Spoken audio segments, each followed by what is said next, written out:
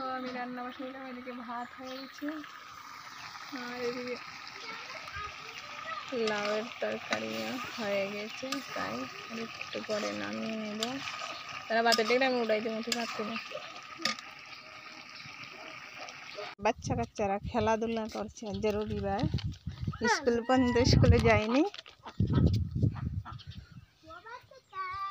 আর এইদিকে আজকে আমরা ধান কাটছি, এই ধানটা আজকে কাটলে শেষ। তো আজকে ধান কাটছে, এই ধানটা কাটলে আমাদের শেষ আজকে ধান কাটা। মাছ ভাজি হয়ে গেছে, হালকা হালকা ভেজে পেঁয়াজি করবো।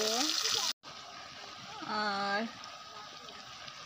এইদিকে দেখো টমেটো দিয়ে, বেগুন দিয়ে, মাছের মাথা দিয়ে ঝাল টক রান্না করব। ঝাল করে দেখো, শুকনো লঙ্কা মিক্সচার করে আনেছি, কি লাল লাল মরিচ। এইদিকে জাল টক সিদ্ধ হইতেছে, সব কিছু দিয়ে লাইছি, মশলা টশলা যা লাগে, লবণ মরিচ তেঁতুল মাছ মানে সিদ্ধ হইতেছে। এই ফাঁকে আমি দিলে ভাত খাইলে আমার দিয়ে ক্ষুধা লাগছে।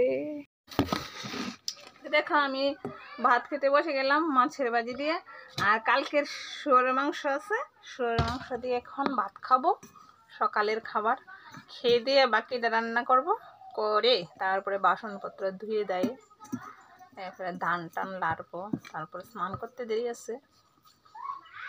তো তোমরা আমার পাশে থাকো, দেখতে থাকো আজকে কি কি হচ্ছে। লাউয়ের তরকারি রান্নাও কমপ্লিট। এইগুলো মাছ পেঁয়াজি মানে মাছের ঝাল, লাল লাল করে ঝাল করেছি, ঝাল করে।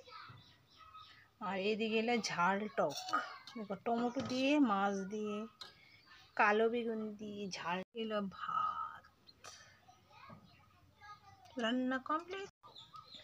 তো স্টিলেন জল তো আর উঠবে না নিচের থেকে কারেন্ট ছাড়া, তো কল চেপে চেপে জল আনতে হবে। এখন জল আনতে যাইতেছি,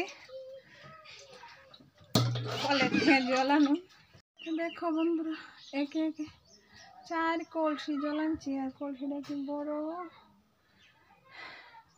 রাঁধছি যত পরিশ্রম হয়েছি না, 4 কলসি জল এনে যে পরিশ্রম হয়েছি, মা গো মা, অত কষ্ট। বৌদি এদিকে ধান সরতেছে, কবুতর ধান খাইতেছে।